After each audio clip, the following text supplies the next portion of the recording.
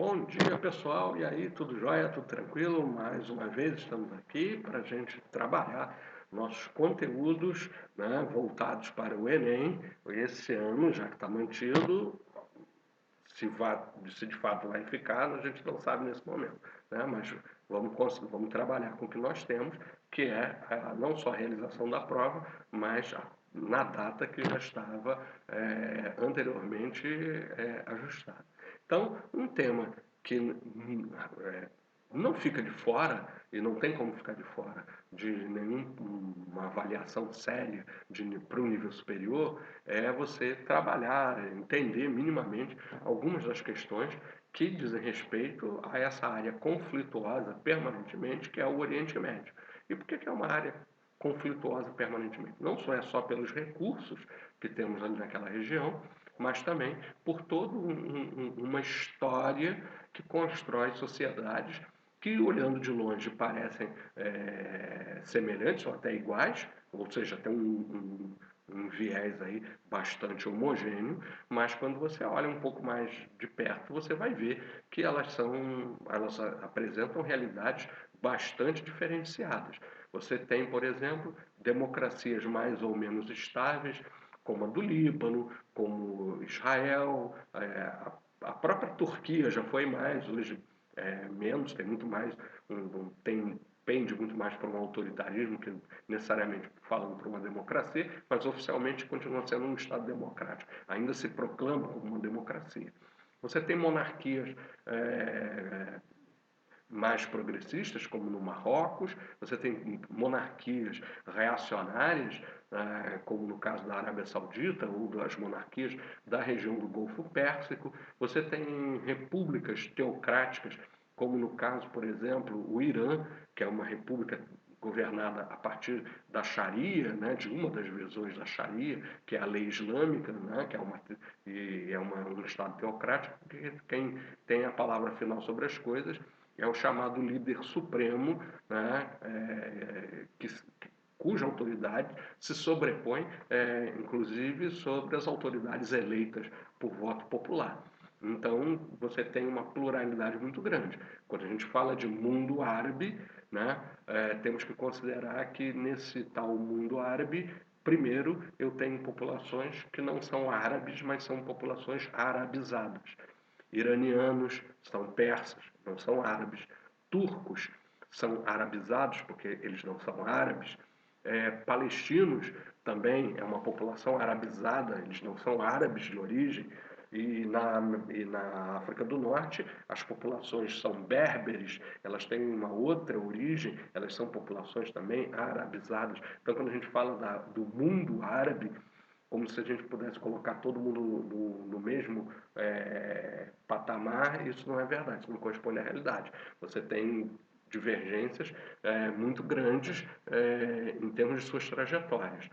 Um exemplo talvez mais palpável é que quando você fala da condição feminina, você vai do extremo no Afeganistão, em que a mulher é obrigada a vestir-se, cobrir-se completamente com aquela burca, com aquele manto, você vai chegar, por exemplo, como no Egito, ou no Líbano, melhor dizendo, em que as mulheres andam tranquilamente pelas ruas usando roupas à moda ocidental. Então você tem uma pluralidade, você tem uma diversidade muito grande, muito significativa. Tá? Então, quando a gente fala desse tal mundo árabe, entender que ele não é uma unidade étnica, ele tem como fatores unificadores o uso da língua árabe, porque o Corão, né, o livro sagrado, deve ser lido e deve ser proclamado na língua original do profeta Maomé, que é o árabe. Então, a língua árabe é um traço unificador.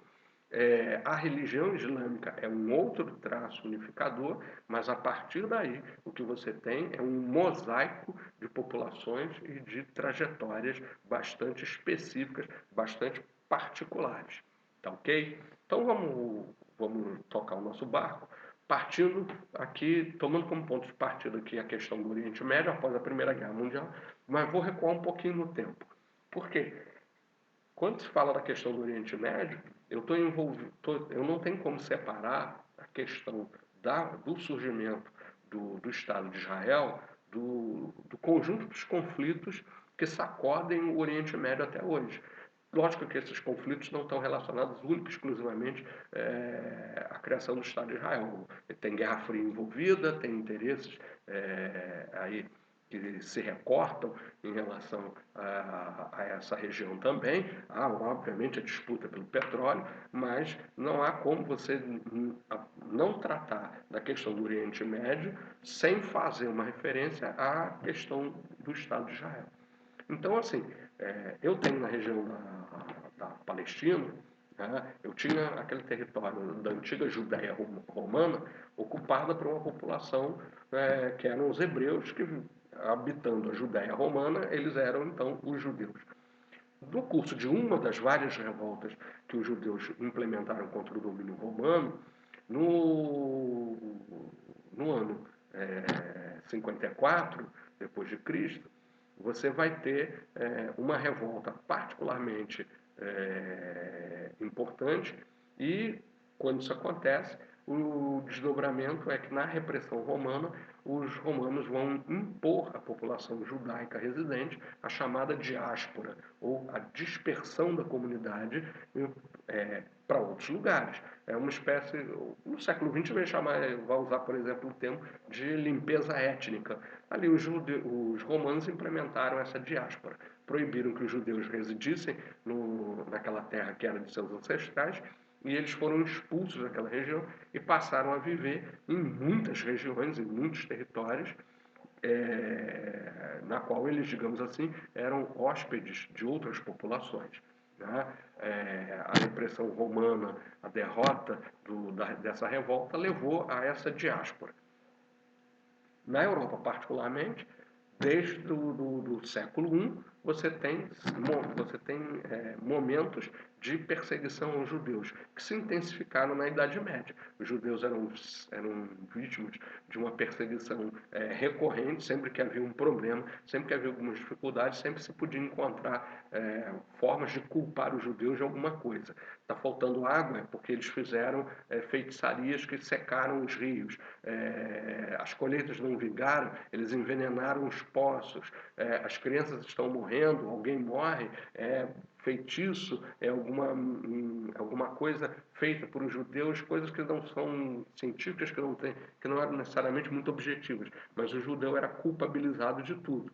E os governos muitas vezes usavam isso como uma forma de desviar a atenção dos seus próprios problemas internos. Então você, quando tinha dificuldades muito grandes, gerava uma onda de perseguição contra a população judaica. Bom, quando você chega no final do século XIX, um jornalista de origem austríaca chamado Theodor Herzl, ele lança um movimento chamado de movimento sionista. Esse movimento sionista, o sionismo seria o inverso da diáspora, seria a antidiáspora. Se a diáspora dispersou as populações, o sionismo seria trazer as populações judaicas de volta para a região agora da Palestina e reocupar aquele território com a população de origem judia.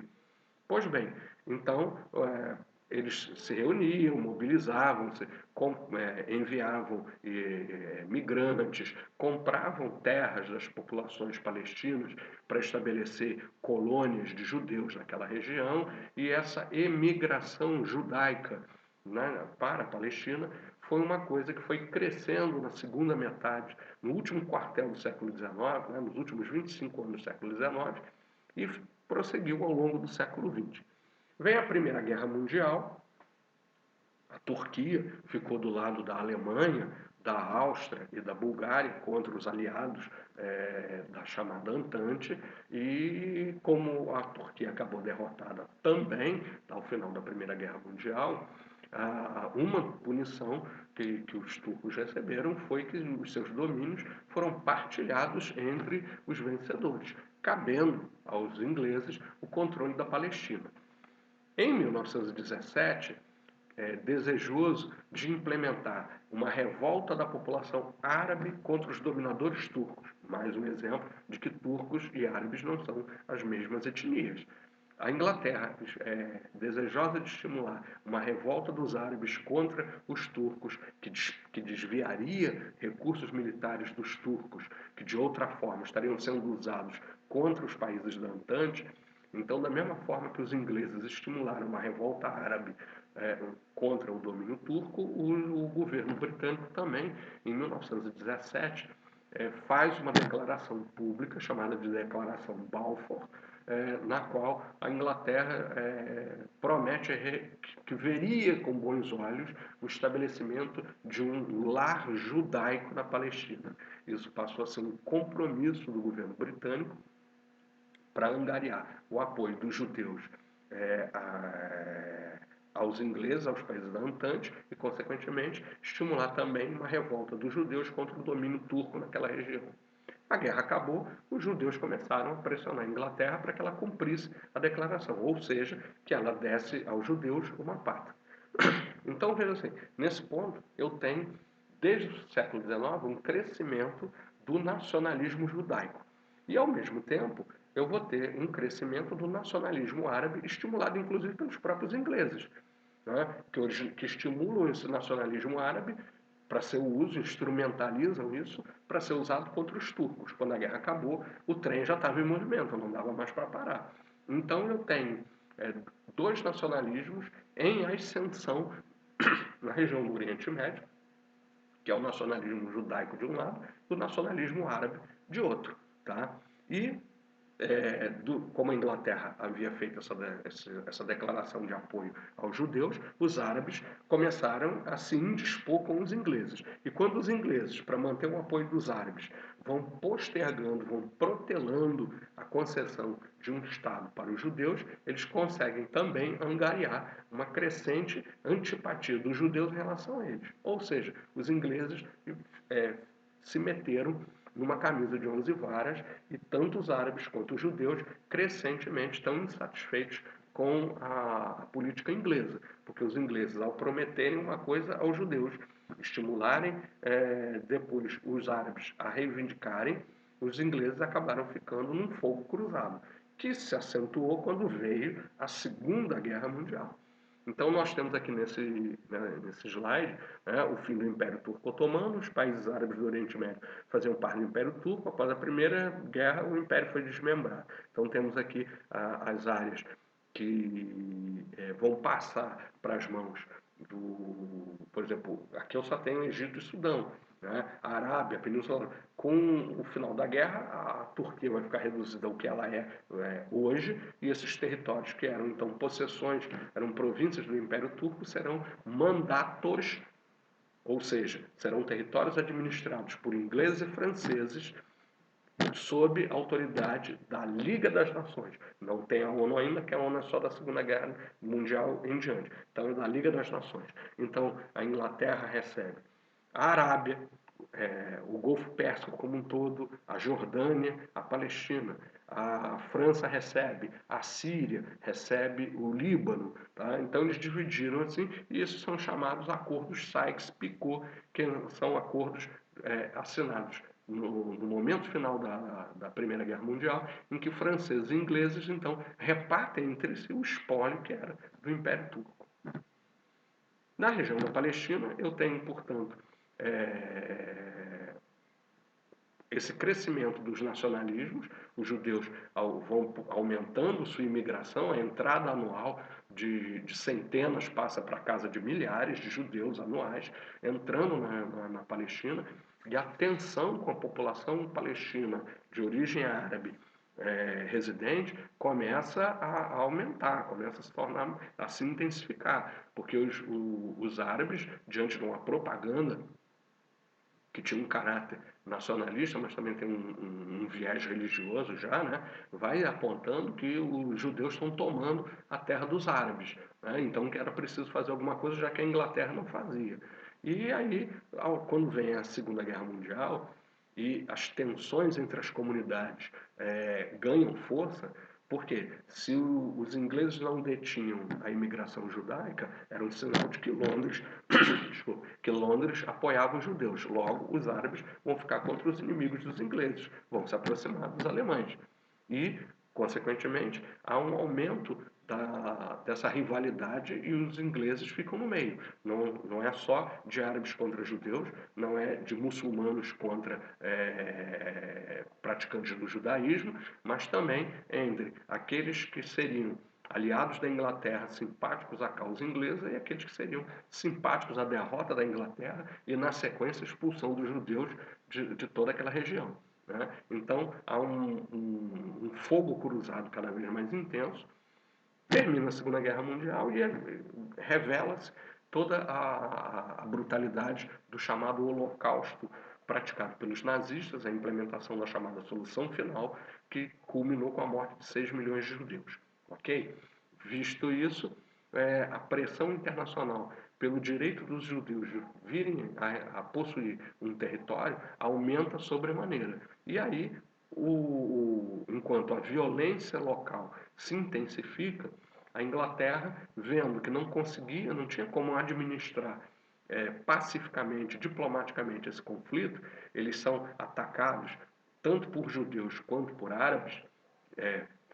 Você tem manifestações, boicotes, atentados, assassinatos, guerrilha, terrorismo de ambas as comunidades, e os ingleses não só não conseguem manter essas comunidades pacificamente separadas, como eles são atacados por ambas as comunidades.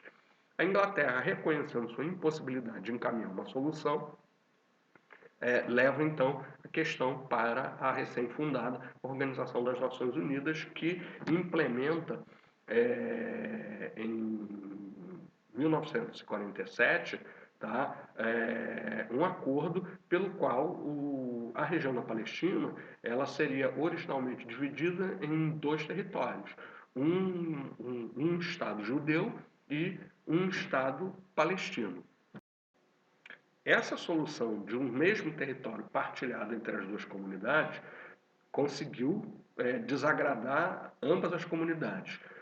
Ela levava em conta, o chamado plano da partilha, levava em conta que os limites de cada território seriam dados pela demografia.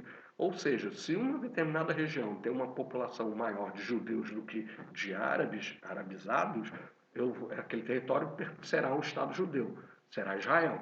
Se, por outro lado, o território tiver majoritariamente a presença de população de origem muçulmana, então será um Estado árabe.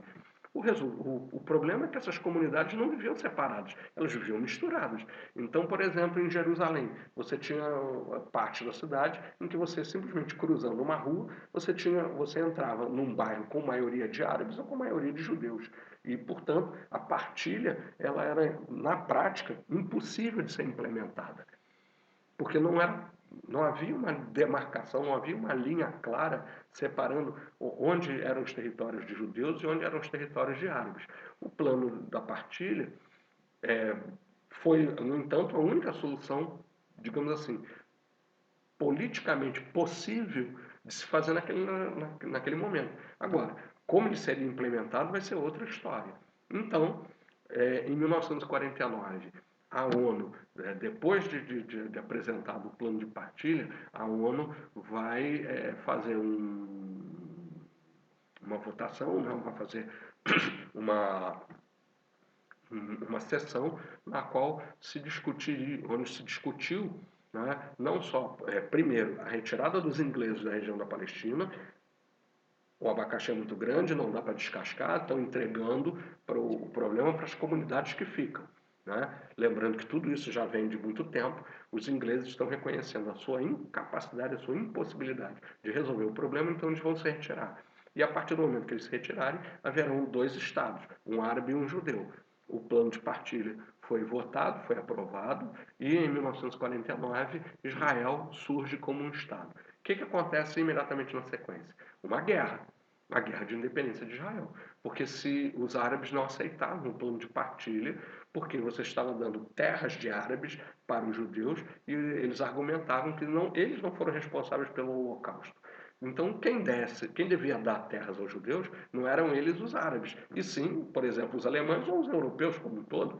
Né? Houve gestões, inclusive, no sentido de se criar um país para os judeus comprando um pedaço da Argentina, o que não foi implementado, né? Mas chegou a ser cogitado essa solução.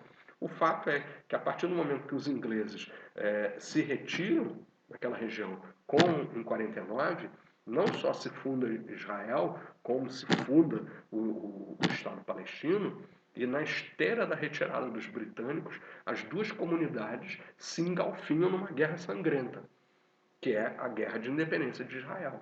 E que não foi travada só pela população palestina residente.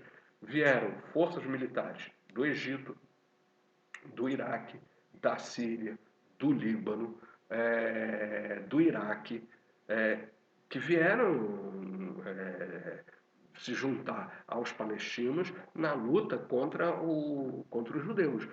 O slogan na época era: vamos jogar todos os judeus ao mar. Né? E a propaganda que incitava o ódio, né, falava muito de você completar o trabalho que Hitler não tinha completado, ou seja, terminar de matar os judeus que existiam no mundo, particularmente naquela região.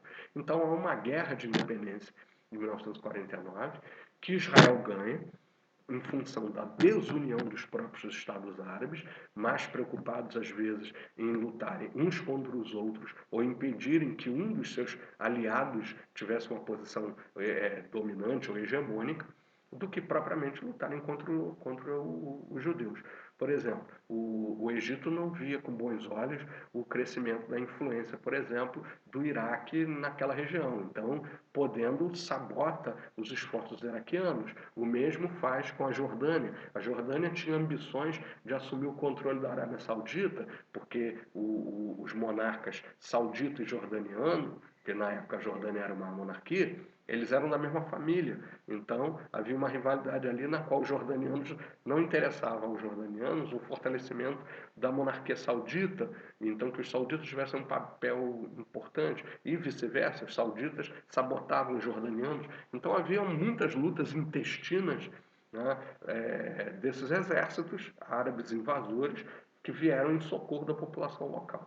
A Guerra de 49 é conhecida como Nakba, ou o desastre, porque eles não só foram derrotados, como em função da derrota, o sonho de ter pelo menos um Estado árabe morreu, porque Israel tomou o que pôde dos territórios que originalmente pertenciam aos árabes. E já que a questão, originalmente falando, era uma questão de base demográfica, o que os judeus farão?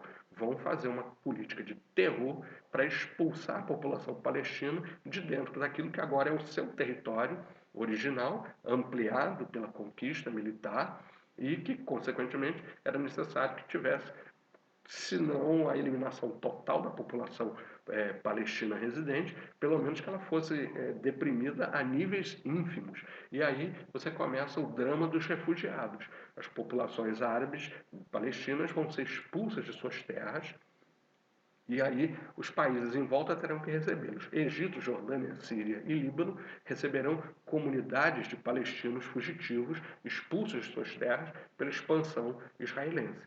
E aí os coitados dos palestinos cairão numa armadilha. Por quê? Porque, embora sejam recebidos nos territórios limítrofes, aqueles países não aceitavam integrá-los em suas próprias sociedades. Qual o argumento? Reconhecer a integração dos palestinos refugiados em suas sociedades seria reconhecer a vitória de Israel. Então, para não reconhecer a vitória de Israel, eles argumentam que não podem assimilar as populações palestinas. E os palestinos, portanto, ficam, por sua vez, num fogo cruzado. Eles não têm mais pátria e não são necessariamente integrados em nenhum país no qual eles estão residindo. Os palestinos passam a ser, digamos assim, os novos judeus.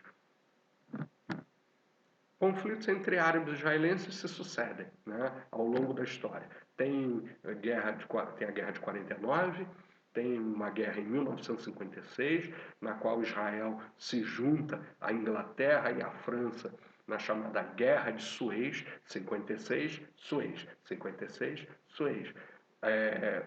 O coronel Nasser dá um golpe de Estado, assume o controle do Egito e, como uma consequência do controle do Egito, ele nacionaliza o Canal de Suez, que era originalmente um consórcio britânico-francês, embora os ingleses tivessem a maioria das ações. Então ele nacionaliza, passa a monopolizar a passagem do Mar Mediterrâneo para o Mar Vermelho e daí o acesso até o Oriente. A Inglaterra e a França enviam forças militares para tomar o Canal de Suez, para retomar o Canal de Suez, melhor dizendo, e Israel, aliado da Inglaterra e da França contra o Egito, participa dessa guerra. Detalhe, ao longo da Guerra Fria, foi a única vez que, de fato, americanos e soviéticos estiveram do mesmo lado contra essa intervenção, que era uma intervenção imperialista de ingleses e franceses, secundados por Israel. Né? Inclusive, a União Soviética ameaçou usar armas nucleares caso os ingleses e os franceses, as forças anglo-francesas, não fossem evacuadas da região do Canal de Suez. Mas a pressão norte-americana, igualmente, também foi bastante eficiente e, no final, a Inglaterra e França, humilhadas, né, são obrigados a retirar suas forças militares e Israel também abandona o que havia tomado do Egito nessa guerra de 56.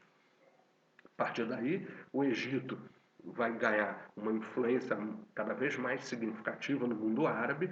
Nasser vai encarnar, a partir da ideia da formação de um grande mundo pan-árabe, né, o chamado pan-arabismo, de que todas as nações de origem árabe ou arabizada deveriam se unificar, se unir. Né, e o Nasser encarna essa ideia pan-arabista de que podiam ser populações as mais divergentes, mas unificadas em torno dessa visão idealizada do mundo árabe, e então Nasser assume um protagonismo no mundo árabe muito significativo. O nasserismo, essa ideia pan-arabista, que vai se confrontar em algum momento com o pan-africanismo, né, que vai mais ou menos fazer um recorte. Né? O pan-africanismo seria que todas as nações africanas também se unificassem, né?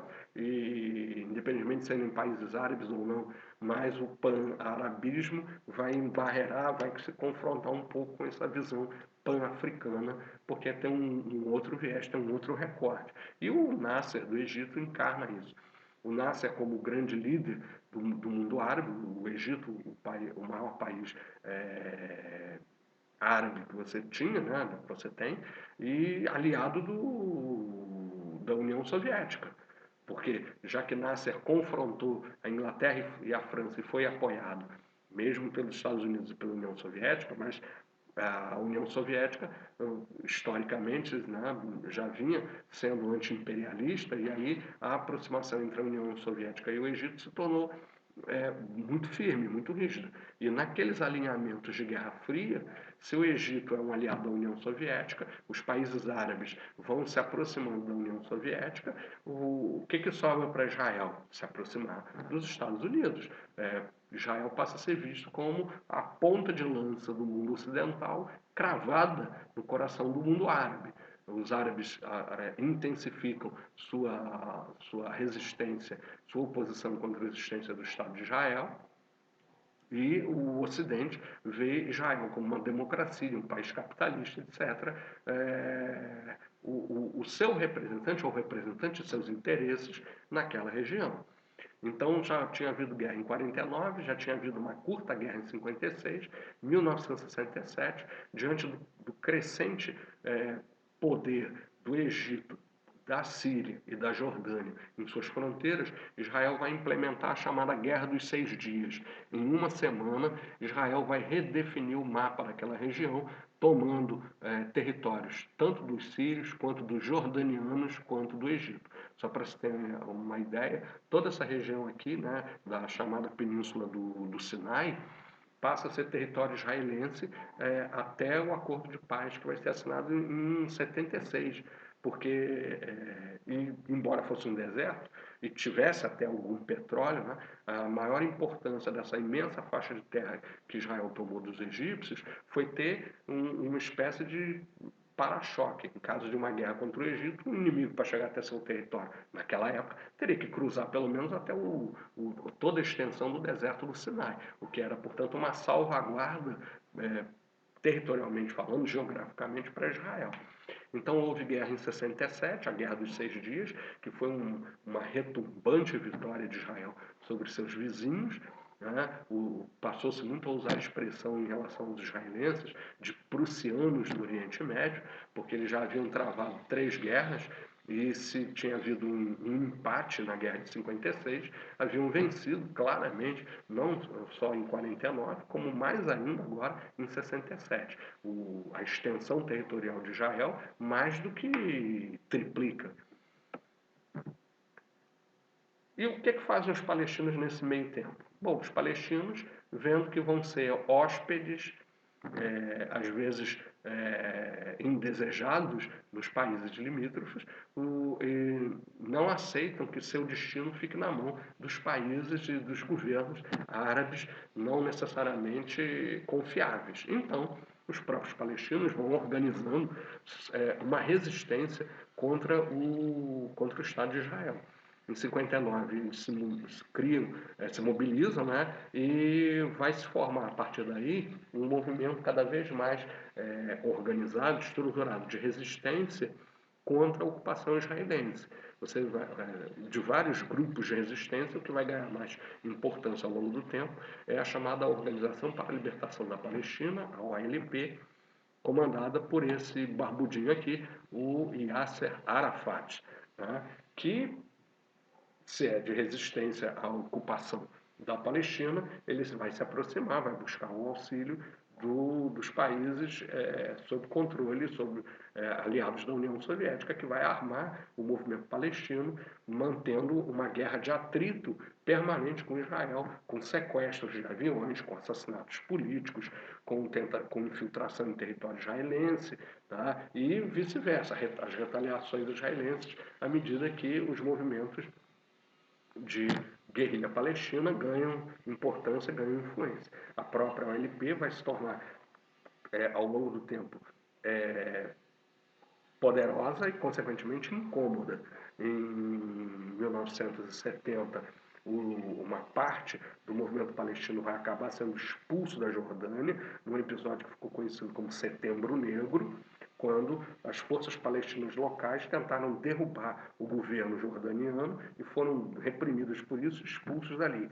Grande parte desses palestinos foram para o Líbano, desorganizam um pouco aquilo que existia no Líbano de então e que vai precipitar depois, a partir de 75, uma guerra civil que vai despedaçar o Líbano e que vai fazer com que o Líbano acabe, inclusive, sob ocupação de 2 forças estrangeiras, sírios e os próprios israelenses, que seguidamente intervieram no Líbano a pretexto de destruir bases palestinas instaladas em território libanês. Tá? Então, paralela à ação política dos Estados Árabes contra Israel, com o apoio da União Soviética, você tem também esse movimento de resistência palestina também contra o chamado invasor. Aqui faz referência à Guerra dos 6 Dias, tá? E a chamada Guerra do Yom Kippur, que é a guerra de 1973. Guerra essa muito intensa, que no final do conflito, né, houve a seguinte situação: a guerra foi tão intensa que você tinha um árabe ou israelense morto a cada 90 segundos e alguém ferido a cada 20, né, pela intensidade do conflito. Se em 67 Israel pegou os países árabes de surpresa, em 73 foi o oposto. Quem foi surpreendido por uma incursão massiva dos árabes contra si foi Israel, que foi atacado simultaneamente por forças militares egípcias, sírias e jordanianas. Durante o tempo da Guerra do Yom Kippur, a Guerra do Dia do Perdão, Israel chegou muito perto de ser derrotado e, consequentemente, de se cumprir a promessa promessa feita pelos árabes desde 49 de expulsar os judeus e destruir o Estado judeu, chegaram muito perto de conseguir isso, mas um socorro maciço e urgente dos Estados Unidos e dos países ocidentais em relação a Israel permitiu que Israel invertesse a maré da guerra e, no final, foi negociado um cessar-fogo que foi aceito pelos árabes até para que não ficasse uma derrota acachapante. Mas o fato de que Israel quase foi destruído teve um benefício político. Forçou Israel a contemplar a possibilidade de uma derrota, porque chegaram muito perto disso, e, consequentemente, de serem eliminados como nação e como Estado. Consequentemente, isso abriu espaço para uma negociação de paz, para que no campo diplomático se buscasse um entendimento. Tá? Então, a Guerra do Yom Kippur, de 73, ela é importante por causa disso. A partir dela, embora os árabes não tenham ganho, criou a possibilidade de uma saída diplomática para o conflito, tem a criação do petróleo, o uso do petróleo como arma pela primeira vez, para fazer pressão contra os países ocidentais. Os países membros da OPEP, Organização dos Países Exportadores de Petróleo, começaram a subir o preço internacional do barril do petróleo como um instrumento de pressão contra os aliados de Israel. E você vai ter o primeiro choque do petróleo, que vai ter consequências pelo mundo inteiro. Nós vamos falar muito desse primeiro choque do petróleo, como vamos falar muito também do segundo choque do petróleo, que acontece em 79 e 80, porque desorganiza a economia internacional, abala as estruturas que existiam até então, e você vai ver que, por exemplo, isso vai trazer consequências muito significativas no desenrolar do nosso trabalho.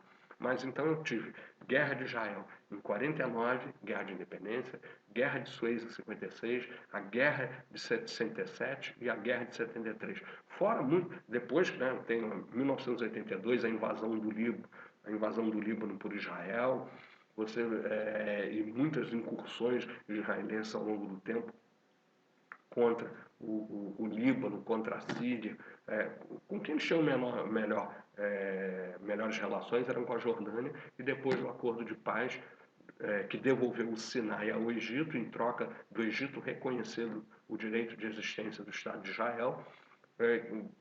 Aí as tensões com os egípcios diminuíram e o Egito se aproximou do Ocidente, se tornando um aliado dos Estados Unidos, assim como Israel, Arábia Saudita, as monarquias tradicionais do Golfo, etc.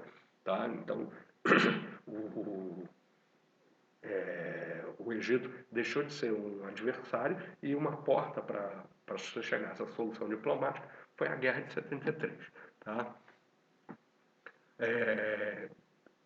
A própria OLP, vendo que, se militarmente falando, não era possível recuperar a Palestina para os palestinos, e também usando o terrorismo, a guerrilha como arma política também não estava funcionando, abriu espaço também para se tentar negociar diplomaticamente um acordo.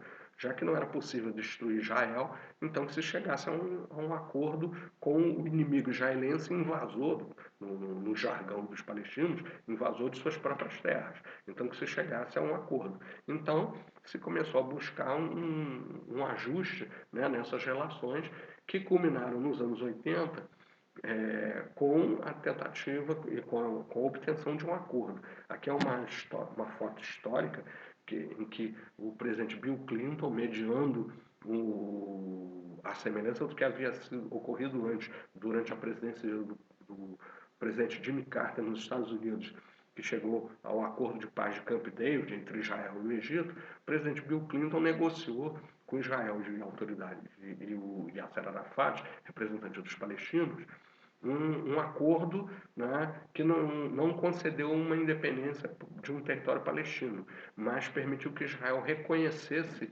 a existência de uma autoridade palestina em Israel, em algumas partes dos chamados territórios ocupados por Israel.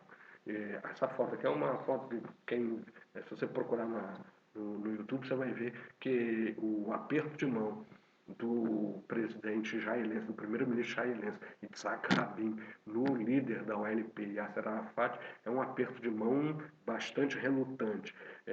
E logo na sequência, o próprio Yitzhak Rabin acaba assassinado por um radical israelense. Assim como na sequência do acordo de paz de Camp David, o presidente do Egito, Anwar Sadat, que faz o acordo com Israel, logo depois é assassinado também por extremistas. Mas nesse caso aqui, eu tenho, portanto, uma tentativa de negociar diplomaticamente, politicamente, uma solução para o conflito. Tá? Se chegou a um impasse, por várias razões, né? Erros de interpretação do próprio Yasser Arafat por ocasião da Guerra do Golfo, em 1991, que viu naquele momento uma possibilidade de contar com o apoio do Iraque e aí retomar militarmente territórios em Israel, já que os israelenses entregavam muito pouco na mesa de negociação, e aí o Yasser Arafat acabou se aproximando de Saddam Hussein, e o que foi fatal, porque Saddam Hussein acabou derrotado, e a própria posição do Yasser Arafat como um negociador digno de respeito pelos israelenses, que já era uma coisa que vou dizer que mais da metade torceu o nariz, era uma negociação meramente de conveniência, a possibilidade de você formar via criar um Estado palestino ficou ainda mais distante quando Yasser Arafat se aproximou de Saddam Hussein, que acabou derrotado. A derrota de Saddam Hussein é uma derrota também para o próprio Arafat e para o sonho de uma pátria palestina.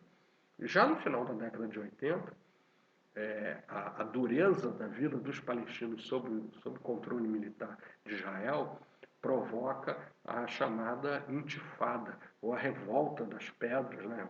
A revolta popular nos territórios palestinos. E aí você tem essas imagens aqui, por exemplo, uma de inúmeras imagens simbólicas. Você vê um rapaz, isso era muito comum você ver, inclusive crianças, há uma grande quantidade de crianças que são mortas por balas de soldados israelenses na repressão a esses movimentos de protestos, mas aqui você vê um cidadão comum, né, uma pessoa que está jogando uma pedra num tanque de guerra sofisticado. A possibilidade dela provocar algum dano é nenhuma. Você vê que o canhão está apontado para a própria pessoa, para a gente entender a assimetria de meios e recursos nas mãos da população palestina e nas mãos das forças militares israelenses. Tá? Isso provocou um desgaste muito grande na própria causa de Israel diante da opinião pública internacional. A disparidade entre os meios disponíveis para a população palestina reagir à ocupação militar israelense e os recursos militares que os israelenses tinham em relação à possibilidade de reprimir aquela população. Aqui temos imagens relacionadas a uma das várias guerras de Gaza. Né? Aqui nós podemos ver nesse mapa dois territórios. Aqui é a Cisjordânia e aqui é a faixa de Gaza. Quando se concedeu autonomia relativa para a formação da chamada Autoridade Nacional Palestina, então os palestinos administrariam territórios, né, sobre sua própria população. Isso tinha um objetivo de Israel diminuir os custos da sua própria ocupação militar em relação aos territórios palestinos, entregando a tarefa de manter a população palestina sob controle aos próprios palestinos. Então, a Autoridade Nacional Palestina já nasceu como um território descontinuado. Cisjordânia de um lado, faixa de Gaza de outro. Com o passar do tempo, que é uma coisa que a gente vai analisar depois, houve essa dispersão territorial, acabou fazendo com que a região aqui da Cisjordânia ficasse sob controle não só de Yasser Arafat, mas dos seus sucessores, do movimento da Al-Fatah, né, a Vitória.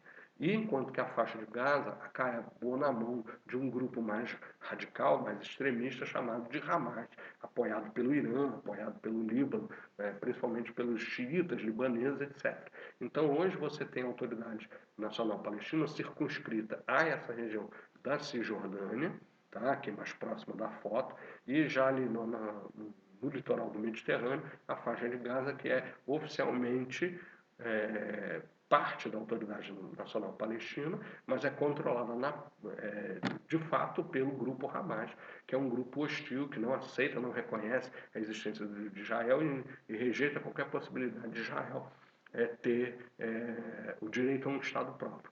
Com frequência, o Hamas ataca território israelense lançando foguetes sobre o território de Israel e Israel retalia, né, dessa forma. Então também há uma evidente assimetria do uso de meios e recursos quando você coloca as represálias de Israel diante dos ataques do Hamas ao seu território. São ataques apenas para fustigar, justamente para criar uma situação de tensão.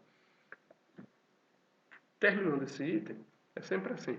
Quando se tenta chegar a uma solução, parece que chegar a uma solução é você reconhecer que o outro lado venceu.